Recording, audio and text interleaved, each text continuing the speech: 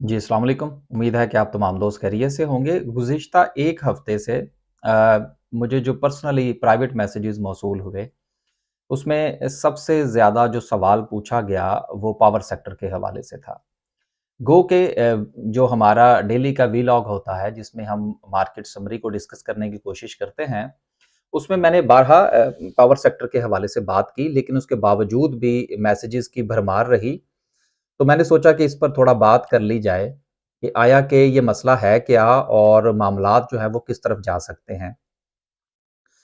एक साहब गौहर साहब जो हैं वो मुसलसल प्रेस कॉन्फ्रेंसेस जो है वो करते हुए पाए जा रहे हैं और मीडिया के ऊपर जो है वो पूरी हाइप उन्होंने क्रिएट की हुई है पावर जनरेशन के हवाले से कि जी पावर जनरेशन जो है वो मुल्क को खा गया और देन सो एंड सो वो आप मुझसे बेहतर समझते हैं। लेकिन स्टॉक मार्केट के पॉइंट ऑफ व्यू से जो है वो हमें बात करना ज़रूरी है, इसको समझना ज़रूरी है। पहले तो आप इस बात को समझ लीजिए कि जो साहब मुसलसल इस पर वावेला मचाते हुए आपको नज़र आ रहे हैं, ये साहब खुद भी निगरान गवर्नमेंट का हिस्सा थे और आपको ये भी पता होना चाहिए कि निगरान गवर्नमेंट जो है उनको सबसे ज़्यादा किनकी सपोर्ट हासिल थी? तो जब पावरफुल लोग आपके साथ हों, तो फिर तो आप स्याह सफ़ेद के मालिक होते हैं। तो आपने ये काम जो इस वक़्त आप मौजूदा गवर्नमेंट से कह रहे हैं कि जी जो पावर प्लांट्स हैं उनको रीनेगोशिएट किया जाए और उनको बिठाया जाए और उनके जो कैपेसिटी चार्जेज़ हैं वो बंद कर दिए जाएँ या उनके साथ जो है वो रीनेगोशिएट करें, प्राइस नीचे लेके आएँ, मुल्क का नुकसान हो रहा है।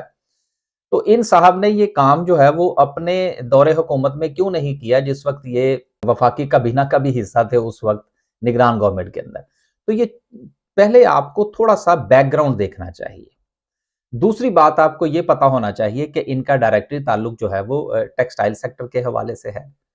तो मसला ये होता है कि बाज़-औक़ात हम किसी एक इश्यू को इसलिए छेड़ते हैं ताकि दूसरे इश्यू पर किसी भी हवाले से कोई ना कोई जो है वो फ़ेवर हासिल कर ली जाए।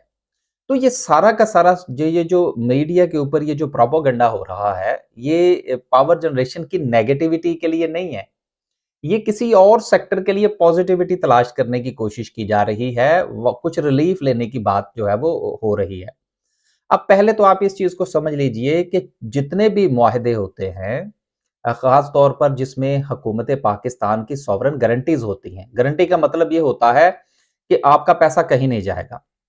मैं यहाँ पर एक छोटी सी बात और फिर हम आगे चलते हैं। आपको याद होगा कि जब पिछले जो है वो साल हमने कुछ आईएमएफ का पैकेज लेने की कोशिश की थी, जिस वक़्त शहबाज शरीफ साहब की हुकूमत थी, तो उस वक़्त पीडीएम कह लीजिए, तो उस वक़्त हमें स्टैंड बाय पैकेज मिला था आईएमएफ की तरफ से। तो वो जो स्टैंड बाय पैकेज था, वो क्या चीज़ थी? अब उसमें बहुत सारे मामलात ऐसे थे कि जिस तरह से कि अब हमारा एक बाकायदा प्रोसेस चल रहा है, जिसमें टारगेट्स हैं, देन सो एंड सो हैं, लेकिन उसके बावजूद भी हमारे मामलात जो है वो अटक रहे हैं। लेकिन स्टैंड बाय पैकेज जो था, वो हमें बिल्कुल जो है वो फौरन मिल गया था।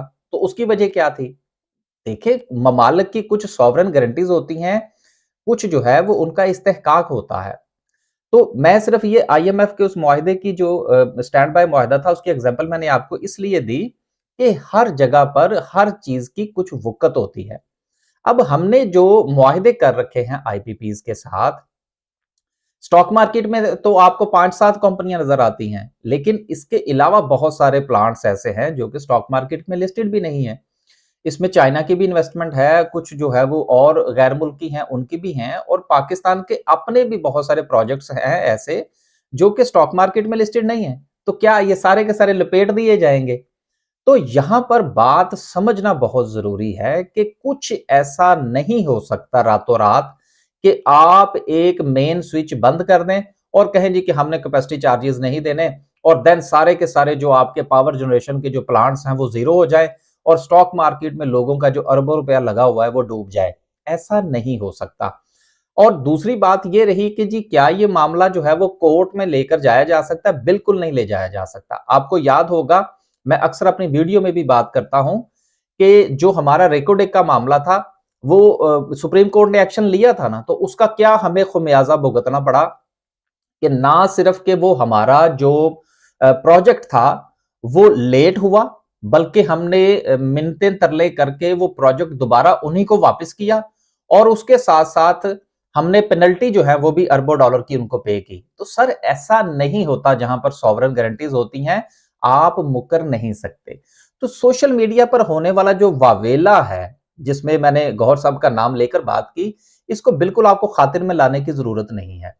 दूसरी बात रहा ये कि जी क्या इस वक्त वो जो मामलात हैं थोड़ा सा डिप्रेशन का शिकार है सेक्टर, तो सर सारी मार्केट ही इस वक्त थोड़ा सा डिप्रेशन का शिकार है। 80,000 का लेवल टच करने के बाद मार्केट नीचे आ रही है। तो इसको अगर आप ये कहें कि जी आपका सेक्टर जो है वो मार्केट के हवाले से थोड़ा सा नीचे आ रहा है, बिल्कुल आ रहा है, कोई बड़ी बात नहीं है। लेकिन ये कहना कि जी कुछ लोगों की प्रेस कॉन्फ्रेंस की वजह से या हुकूमत जो है वो शायद पावर प्लांट्स जो हैं उनको अदायगियां बंद करने जा रही है और फिर जो है वो बेड़ा गर्क हो जाएगा और पावर सेक्टर में रहेगा कुछ नहीं, तो ऐसा सर नहीं हो सकता। इस हवाले से आपको पूरी तरह से कॉन्फिडेंट रहना चाहिए। और आईएमएफ का भी यही कहना है कि आपको अपना सर्कुलर डेट खत्म करना है। ये पेमेंट्स आज नहीं तो कल, कल नहीं तो परसों। बहुत सारे लोग इस पर बात करते हैं कि जी देखें मुल्क के हालात खराब हैं इसकी वजह से, देखिए वो बिल्कुल हैं, प्राइसेस ऊपर जा रही है बिजली की, लेकिन हमने तो बात करनी है स्टॉक मार्केट के पॉइंट ऑफ व्यू से। तो आप हमारी बात को स्टॉक मार्केट के दायरे में ही रहते हुए अगर आप सुनने की कोशिश करेंगे और अगर आपके पास इन कंपनीज के शेयर्स है तो शायद हो सकता है कि आपको ये अच्छा फैसला कर सके। दूसरी बात आप ये देखिए कि जो आपको डिविडेंड मिलता है पावर जनरेशन के हवाले से, तो उसके ऊपर जो आपके टैक्सेस टैक्सेस की शरह है वो भी कम है। तीसरा आप ये देखिए कि पावर जनरेशन के जितने भी शेयर्स हैं, उसमें लाल पीर है, उसमें निषाद पावर है, निषाद चुनिया पावर है, हबको है एंड देन और बहुत सारे शेयर्स हैं। अगर आप थोड़ा सा जायजा लें तो इनकी डिविडेंड यील्ड कितनी बेहतर है, इनकी प्राइस टू अर्निंग रेशियो कितनी बेहतर है एज कंपेयर टू दीगर सेक्टर्स के या दीगर इंडिविजुअल कंपनीज के। तो इन सारी बातों को मद्देनजर रखते हुए आप ये चीज जहन में रखिएगा कि जब तक इनके जो टाइम फ्रेम है वो मुकम्मल नहीं हो जाता, इनके साथ किसी किस्म का एडवेंचर नहीं हो सकता। दूसरी बात यह है कि हम ये तो कह सकते हैं कि जी जैसे ही इनका मुआहदा खत्म होगा उसके बाद जो है वो रीन्यू नहीं किया जाएगा, तो ठीक है, वो तो हुकूमत का जो है वो राइट है कि वो मुआहदा खत्म होने के बाद इनको आगे जो है वो इनका रीन्यू करती है या नहीं करती। लेकिन ये आज इनका मुआहदा अगर कहें जी खत्म हो जाएगा तो ऐसा नहीं हो सकता। और दूसरी बात ये है कि जैसे ही मामलात पाया तक मील की तरफ पहुंचेंगे, इनको इनकी प्रीवियस जो पेमेंट्स है वो करनी पड़ेंगी। अगर ये पेमेंट्स नहीं करेंगे तो आईएमएफ का मुआहदा लटक जाएगा, या अगर आप इस किस्म की कोई और हिमाकत करने की कोशिश करेंगे।